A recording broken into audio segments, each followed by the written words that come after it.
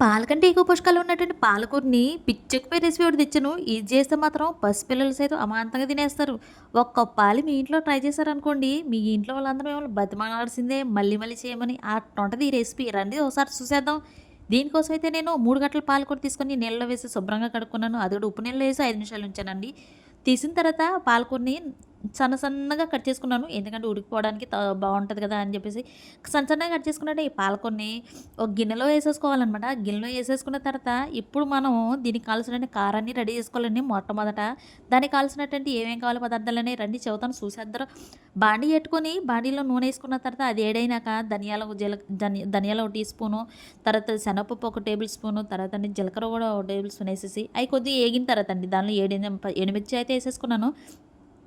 మీరు మీ కారానికి తగ్గట్టు ఎన్నైనా ఏసేసుకోండి. మంట కావాలనుకునే లెక్క వేసుకోండి. లేదు అనుకుంటే తగ్గించేసుకోండి. అంతే అండి. ఏగిన తర్వాత ఒక గిన్నెలో ఏసేసుకోవాలి.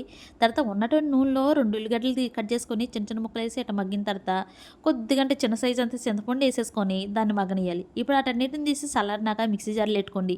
మిక్సీ జార్‌లో ఎట్టేసుకొని దాన్ని బాగా మిక్సీ పెట్టేసేయండి.